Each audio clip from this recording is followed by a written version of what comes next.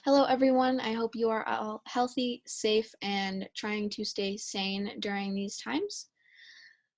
Before I begin, I'd like to point out that I am indeed wearing a blazer.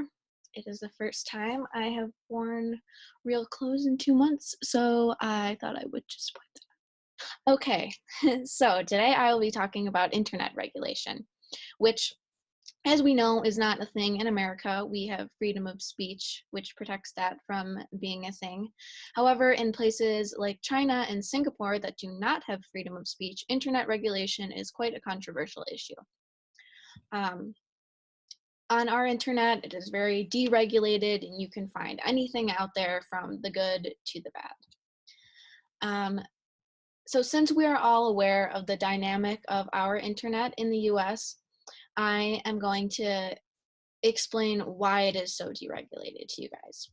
That is because of Section 230 of the Communications Decency Act. It was passed in 1996 by Congress, and it is the single most important law that protects free internet speech. I'm going to show you guys a quick clip.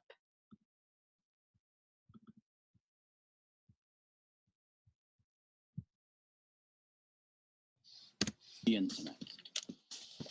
Place of all that is good and weird. It's so bright. And bad. People have posted my personal information and that of my parents online.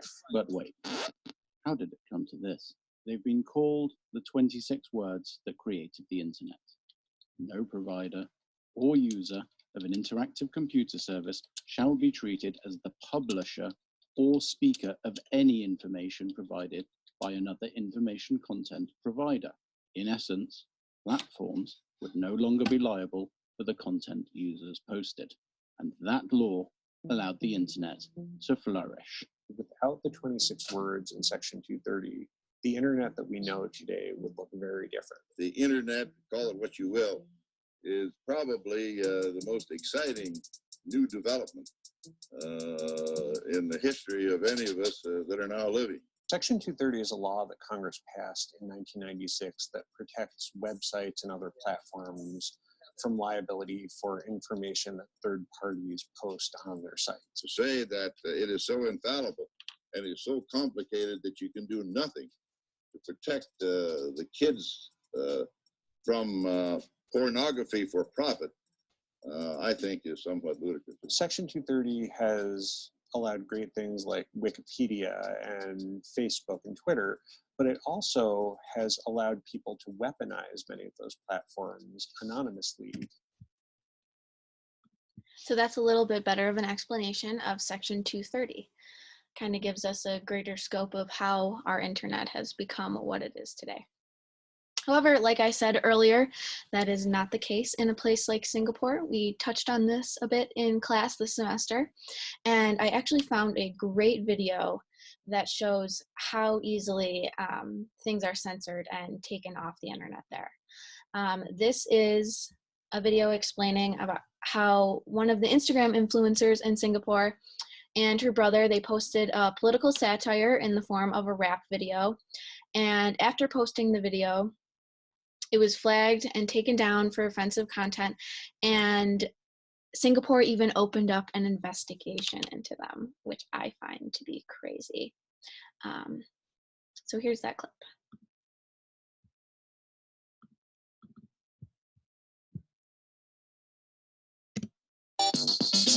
Previously, we talked about Dennis Chu's brown face ad for ePay, where he portrayed different characters, one with a tudung and another with darkened skin. There's been a lot of chatter about it, and now someone else is in hot soup. Local influencer Pretty Please and her brother rapper Subas Nair. For those who don't know, Pretty Please and Subas responded to the brown face ad by uploading a rap music video to the tune of Iggy Azalea and Cash Doll. In it, they changed the lyrics and basically called out Chinese people for being racist, among other things. The video, however, was flagged for offensive content. The Ministry of Communications and Information asked Facebook to take down the video, and Law and Home Affairs Minister K. Shanmugam has asked the police to investigate. All right, so that's crazy, isn't it? Or at least I find that crazy. We are all probably a bit biased from living here and having things unregulated, having freedom of speech. But yeah, that's just one example of how quickly things like that can be taken down in Singapore. And now I'm going to transition over to Francisco, and he will give you a little bit more information about this.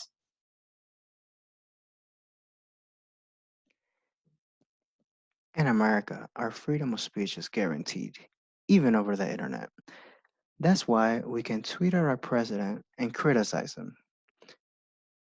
But that's not the case in Singapore, where they pass an anti fake news bill, where anything deemed false or offensive is removed. This is obviously a problem for the people and journalists of that country. Their voices are at risk of being suppressed by the government.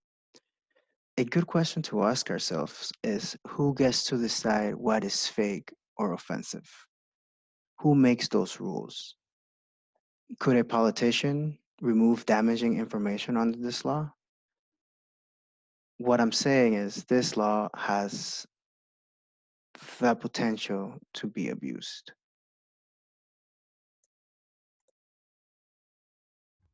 Hi everyone, here's Jack. Let's move on to internet regulation in China, another country with a lot of strict rules and serious laws of censorship. Okay, so let's watch a video first.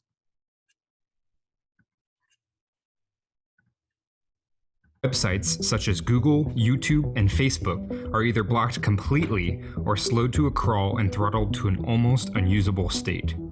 Known as the Great Firewall of China, this censorship engine allows the Chinese government to regulate the internet and protect its citizens from dangerous content, or at least that's what they claim. Many, however, criticize China due to the sheer lack of freedom allowed when using the internet, which has landed China at the #1 spot in terms of worst for online internet freedom. As technology has advanced, the Great Firewall has seen many changes over the years with increasing complexity and sophistication. China's Great Firewall is only getting stronger with new technology and the onset of artificial intelligence to improve existing security measures. Roughly. Okay, let's stop over there. So mainland Chinese watch domestic videos. There are many video platforms in China, a lot of. But all of them are controlled by the state administration of press, publication, radio, film, and television. All videos will be strictly interrogated before they are released.